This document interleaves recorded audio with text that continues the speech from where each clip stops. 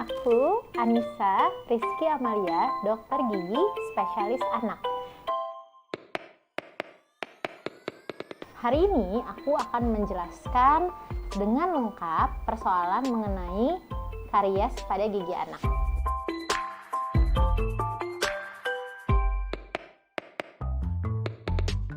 Nah, karies atau misalnya kalau di Indonesia tuh suka dibilang gigis, grepes, gigi hitam itu nggak normal ya kalau terjadi pada anak. Yang normal itu adalah gigi sehat, tanpa lubang, tanpa item-item, tanpa grepes, dan bentuknya lucu, imut-imut, bulat. Sekarang kenapa sih ada karies? Karies itu sendiri adalah infeksi bakteri kronis. Jadi, infeksi yang disebabkan oleh bakteri dari sisa makanan yang terjadinya berulang-ulang atau kronis. Nah, jika dibiarkan, makanya dia bisa meluas sehingga bisa menghancurkan struktur gigi pada anak. Jadi nih bakterinya sebenarnya bakteri normal di dalam mulut. Tapi saat ada sisa makanan, itu jadi makanannya bakteri tuh, sama bakteri dirubah menjadi asam. Nah, sisa makanannya apa aja sih? Nggak cuma coklat sama permen yang manis-manis, tapi misalnya biskuit yang mengandung tepung, roti-roti, makanan asin, atau misalnya sekedar roti keju. Bukan kejunya yang bikin bolong, tapi rotinya. Jadi saat dia menempel dan tidak dibersihkan dalam waktu yang lama nih, anaknya skip sikat gigi, kita juga orang tuanya nggak mau nyikatin giginya, akhirnya makanan yang tadi sama bakteri dirubah jadi asam dan akhirnya menyebabkan karies tadi. Nah, karies itu adalah penyakit paling banyak nomor 2 yang ditemui pada anak di bawah 5 tahun. Di Indonesia sendiri angkanya mencapai 93%, banyak banget ya. Dan sayangnya 95% dari angka tersebut seringkali diabaikan oleh orang tua sehingga tidak mendapatkan perawatan yang tepat. Padahal tidak jarang karies bisa menyebabkan bahaya hingga kematian pada anak loh. Nah, bahayanya itu nggak cuma untuk gigi susunya. Jadi saat infeksi terjadi akibat karies, gigi tetapnya juga bisa rusak. Jadi kalau ibu-ibu mau punya anak dengan gigi tetap yang sehat, gigi susunya harus dirawat nih. Nggak jarang kena syaraf dan akhirnya bengkak, sehingga menyebabkan anak dirawat di rumah sakit hingga akhirnya mengancam jiwa anaknya tersebut. Yang bikin kita gemes sebagai dokter gigi anak, karies ini adalah penyakit yang paling mudah pencegahannya. Karies pada gigi susu memang sih sifatnya sementara. Gigi susu kan nanti berganti jadi gigi tetap, tapi infeksinya akan berjalan terus nih. Jika dibiarkan, yang tadi gigi hanya bolong kecil akhirnya jadi bolong besar dan akhirnya meluas sampai ke syaraf. Akhirnya syaraf giginya mati dan menyebabkan bengkak di gusi hingga ke wajah loh.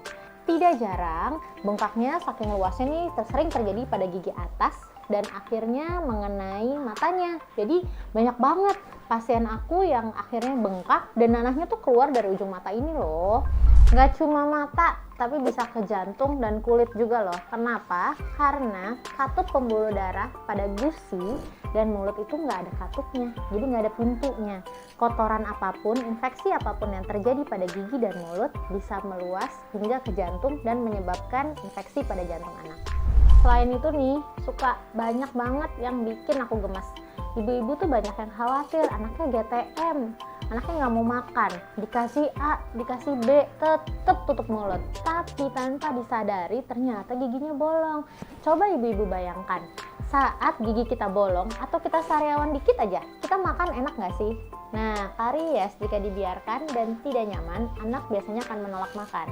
Kalau misalnya nutrisi yang masuk tidak maksimal, anak kan jadinya malnutrisi atau sering dikenal oleh kita sekarang dengan istilah stunting. Jadi pertumbuhan dari badannya anak tuh juga nggak maksimal, baik tingginya dan berat badannya. Sayang banget kan? Pencegahan karies tuh banyak. Dimulai dari saat ibu mempersiapkan kehamilan. Nah, kenapa? Karena gigi susu itu dibentuknya waktu di perut, di 4 minggu pertama kehamilan loh. Jadi kalau ibu mau punya anak yang giginya sehat, vitamin D, kalsium sebelum kehamilan tuh udah harus dikonsumsi loh. Karena begitu kita hamil, di minggu keempat gigi susu langsung dibentuk. Lalu saat kelahiran, ibu dengan gigi yang karies aktif menyebabkan anak lebih beresiko 3 kali daripada anak lain. Jadi jangan sampai ibu tanpa sengaja menularkan bakteri penyebab karies pertamanya ke newborn-nya. Lalu pembersihan gigi dan mulut dari anak pertama lahir. Habis menyusu dibersihin atau minimal 2 kali sehari aja. Baru nanti anak akan terbiasa dibersihkan mulutnya. Jadi pas 6 bulan dia mulai MPASI, kita ngebersihin giginya juga nggak susah. Sekarang sudah ada peraturan terbaru nih dari Kemenkes kita dan juga beberapa lembaga kedokteran gigi anak di dunia untuk menggunakan pasta gigi berfluoride sebiji beras dari gigi pertama tumbuh.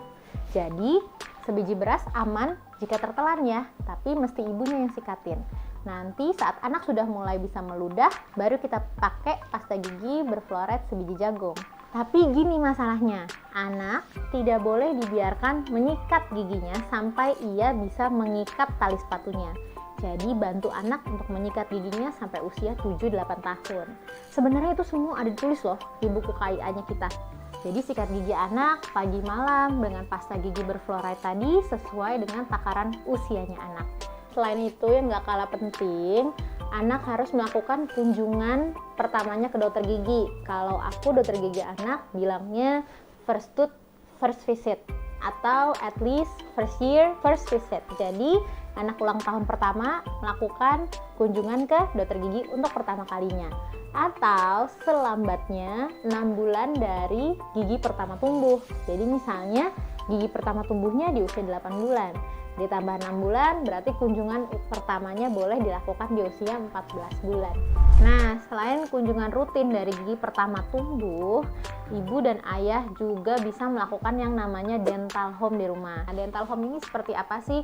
Selain menyikat gigi anak, membantu anak membersihkan giginya, kita juga berkewajiban untuk mengangkat bibir anak. Buat apa sih? Karena gigi depan 4 ini yang paling sering bolong nih. Jadi kita bantu anak angkat bibirnya. Weekend deh, ayah dan ibu janjian sama-sama lihat. Kalau permukaannya masih bagus seperti ini, itu biasanya belum perlu perawatan. Jadi cukup kunjungan rutin sesuai yang dianjurkan oleh dokternya tadi di 6 bulan atau 4 bulan sekali. Nah, tapi kalau sudah mulai tanda-tanda putih, spot-spot putih, ada putih, garis-garis putih nih kayak gambar yang di sebelah sini, itu sudah harus segera melakukan kunjungan ke dokter gigi untuk diberikan perawatan yang tepat. Perawatannya apa? Bisa sambil diskusi ke dokter giginya. Nah, yang kedua nih, udah tahap yang agak lebih parah sedikit. Udah mulai grepes kayak gini. Ini bukan karang gigi ya, ibu-ibu. Ini adalah karies tahap ketiga. Jadi sudah ada pecah email, warnanya sudah mulai coklat. Nah, pada tahap seperti ini, gigi udah nggak bisa nih kembali sendiri, kembali sehat lagi. Jadi sudah harus dilakukan penambalan. Jadi beda sama tulang yang bisa sembuh dengan menyambung dirinya sendiri. Kalau gigi saat sudah rusak, dia harus diberikan bahan tambahan dari bagian luar untuk dilakukan penambalan. Tapi nih kalau kita nggak ngerawat lagi nih di sebelah sini, kita akan menjadikan gigi anak menjadi gambar yang satu lagi, yang seperti ini. Nah, kalau udah kayak gini biasanya anak udah merasa tidak nyaman, tidur tidak nyenyak, gigi udah mulai sakit, nyut-nyutan, main gak enak, makan gak mau. Nah, ini udah urgent. Jangan tunda lagi, segera buat janji ke dokter gigi umum atau dokter gigi anak yang ada di lingkungan rumah ayah dan ibu. Sayangnya sering banget orang tua tuh kayak urung membawa anak ke dokter gigi karena merasa dokter gigi itu serem, perawatannya menyeramkan dan mahal. Padahal sebenarnya perawatan gigi anak itu bisa mudah, murah, dan minim trauma. Gimana sih caranya? Simple tadi, kita dental home di rumah, kita kunjungan rutin dari anak 1 tahun pertama. Jadi saat karies itu belum ada atau misalnya tanda-tanda awal karies ini sudah diketahui, kita bisa langsung lakukan pencegahan di awal sehingga kunjungan yang cuma 6 bulan gitu. Tapi gimana sih kalau ternyata anaknya sudah terlanjur karies? Tidak apa-apa, tetap lakukan karena semakin lama kita tunda perawatan gigi pada anak akan seperti bola es yang akan terus membesar, semakin mahal, semakin tidak nyaman, dan juga semakin traumatis buat anak. Nah, itu tadi penjelasan tentang karies pada gigi anak. Jadi sebenarnya nih, perawatan gigi anak atau perawatan karies pada anak itu bisa murah, mudah, dan minim trauma loh. Asal dilakukannya tepat waktu. Dari awal, dari usia dini, lakukan kunjungan rutin dari anak usia 12 bulan.